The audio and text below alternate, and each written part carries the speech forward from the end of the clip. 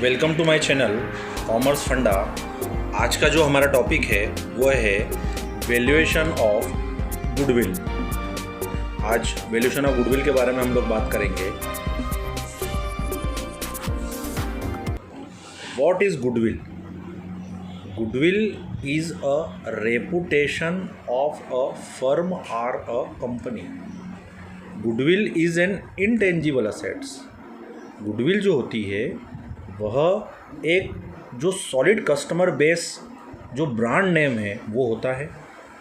Customer relation company के firm के जो कस्टमर से बनते हैं उस बेसिस पे गुडविल क्रिएट होती है।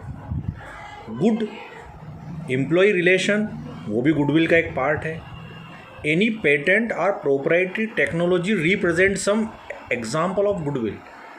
Goodwill means reputation of a firm और कंपनी। मीन्स प्रोडक्ट की जो वैल्यू है वह किसी कारण से या ब्रांड की वैल्यू जो है वो किसी कारण से दूसरे ब्रांड की वैल्यू से अगर ज़्यादा होती है, इट मीन्स वह कंपनी जो है वो रेपुटेटेड कंपनी है। इट मीन्स उसकी गुडविल वहाँ पर क्रिएट हुई है। अकाउंटिंग टर्म्स में अगर हम लोग इसकी बात करते हैं तो goodwill arise when a company acquire another entire business. The amount of goodwill is the cost of purchase the business minus the fair market value of the tangible assets. The intangible asset that can be identified and liabilities obtained in the business।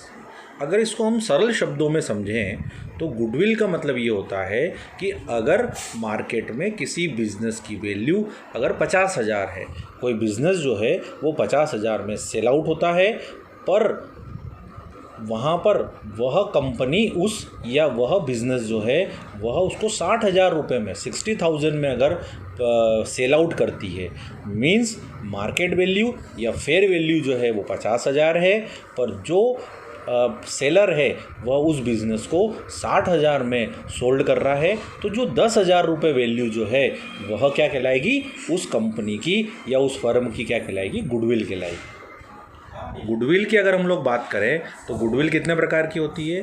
Goodwill 2 प्रकार की होती है। एक तो उसको हम purchased कर सकते हैं और एक इनहेरेंट होती है।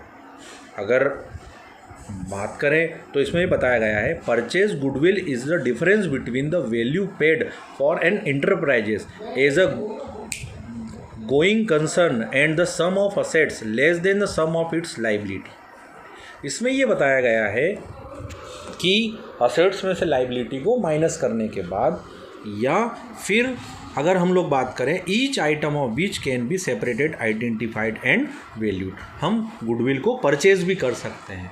मीन्स परचेज करने का मतलब क्या होता है? वही जो मैंने अकाउंटिंग की टर्म में आपको समझाया था कि 50,000 रुपये की जो फर्म की वैल्यू है, अगर वो 60,000 रुपये में सेल आउट होती है और उसको बायर जो है वो लेने के लिए एग्री है, तो जो 10,000 रुपये हमने जो उसके पे करे हैं वह उस कंपनी की क्या कहलाएगी? गुडविल कहलाएगी। इनहेरेंट की अगर हम लोग बात करें, it is the value of the business in excess of the fair value of its separable net assets. It is referred to an internally generated goodwill and its arise over a period of time due to the good reputation of a business। जब company या firm long term तक business करती है और उसकी एक reputation create हो जाती है, तो वो अपने आप में ही एक गुडविल इनहेरेंट वाली क्लॉज में आएगी। If you are selling an outstanding product और providing excellent services consistently, there is a lot of chance that goodwill raise quicker। अगर मान लीजिए किसी फर्म या कंपनी की लॉन्ग टर्म तक एक सेलिंग जो है वो अच्छी इम्प्रूव होती जा रही है, उसकी ग्रोथ मिलती चली जा रही है, इट मीन्स उस कंपनी की रेपुटेशन जो है वो बहुत अच्छी है। रेपुटेशन जो है वही उस फर्म की या कंपनी की गुडविल कहलाएगी। ये इसका मीनिंग था।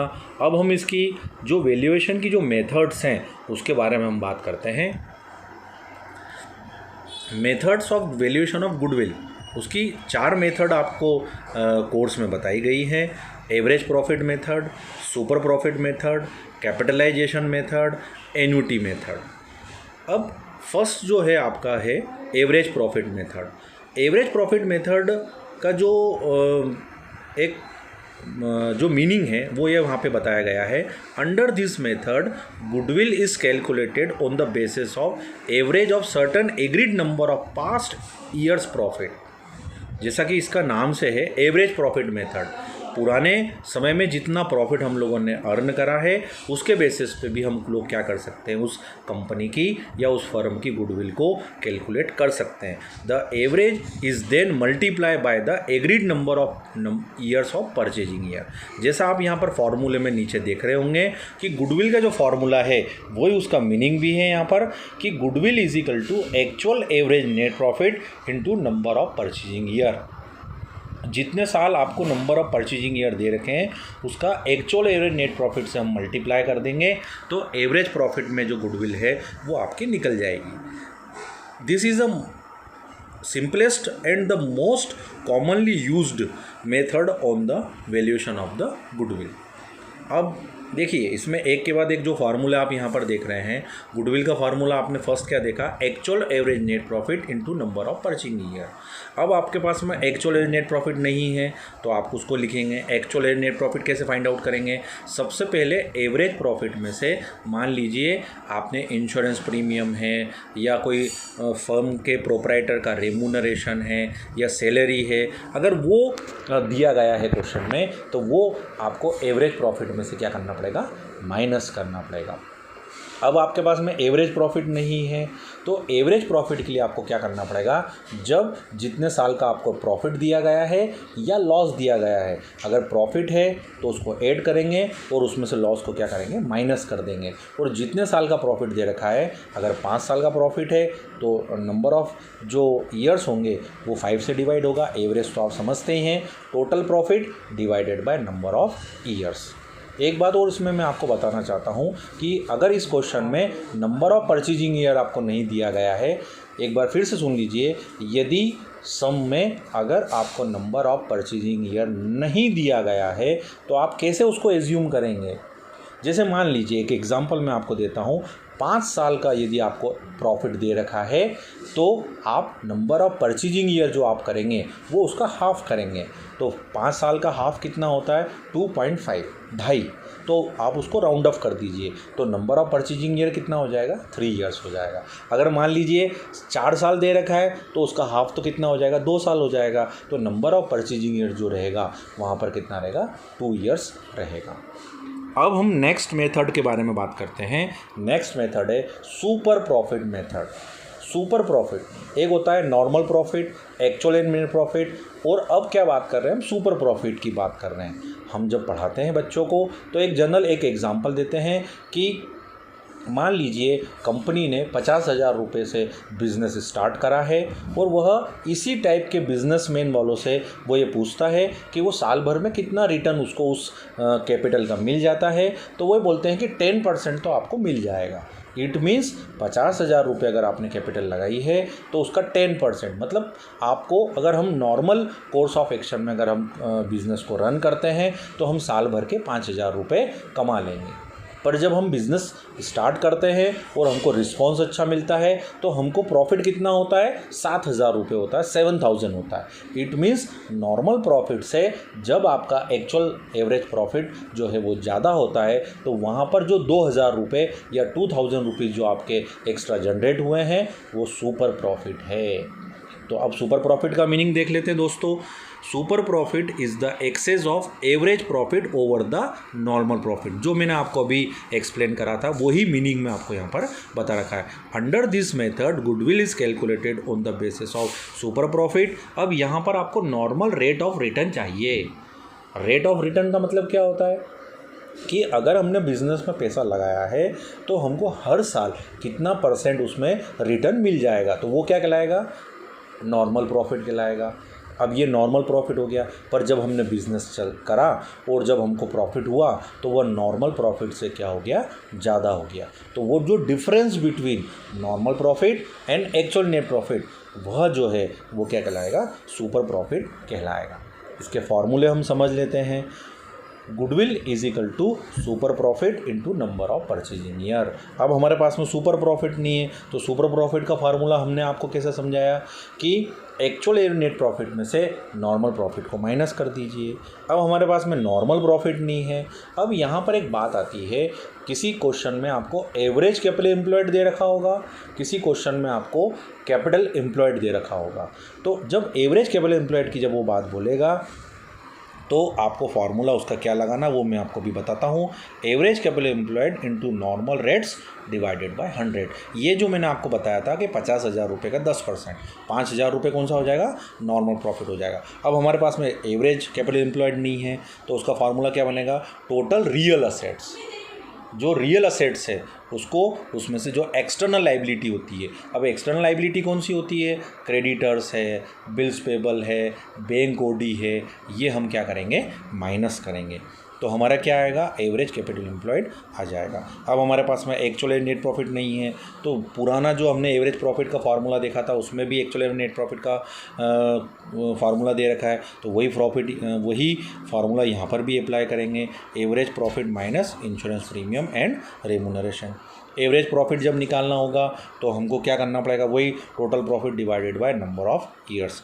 अब यहाँ पर मैंने आपको दो टर्म यूज़ करी है, average capital employed and capital employed. Average capital employed में आपको क्या करना है, टोटल असेट्स में से, टोटल रियल असेट्स में से एक्सटर्नल लाइबिलिटी को माइनस करने के बाद करंट ईयर का प्रॉफिट आपको क्वेश्चन में मिलेगा, उसका 1/2 उस बैलेंसिंग फिगर में से क्या कर देंगे, कम कर देंगे। और जब कैपिटल एम्प्लॉयड का दे रखा है तो वहाँ पर हम क्या करेंगे, टोटल असेट्स में से एक्सटर्नल लाइबिलिटी केवल माइनस करेंगे। तो दोनों में डिफरेंस क्या हुआ, वहाँ 1/2 करंट ईयर प्रॉफिट लेना है, यहाँ पर नहीं लेना है। नेक्स्ट आपकी जो मेथड है वो है कैपिटलाइजेशन मेथड। एक बात आप लोग ध्यान रखिएगा, एक मैं आपको सिंपल सा एग्जांपल देता हूँ, आप उसको सोचिएगा। मैं आपको बोल रहा हूँ कि सिंपल इंटरेस्ट जो हम कैलकुलेट करते हैं, तो सिंपल इंटरेस्ट में हम क्या कैलकुलेट करते हैं कि अगर हमको 1,000 रुपये हमारा सिंपल इंटरेस्ट है 10% से, मैं फिर से रिपीट करता हूँ उसको, 1,000 rupees amount received will be from 10%। तो वो जो 10% आपको मिला है वो 1,000 का कितना परसेंट हुआ, तो उसको कैसे कैलकुलेट करते हैं हम लोग, 1,000 इंटू 10 डिवाइडेड बाय 100। तो उसका वो अमाउंट निकालते हैं, मतलब प्रिंसिपल अमाउंट निकालते हैं, तो कितना आता है 10,000, मतलब 10,000 का 10% कितना होता है 1,000। सेम टू सेम यही आपको गुडविल में यहाँ पर सुपर प्रॉफिट, यहाँ पर जो आपने फार्मूला लगाया है उसको फॉलो करना है, super profit into 100 divided by average capital employed. बाकी सब फार्मूले जो हैं वो सुपर प्रॉफिट वाले हैं।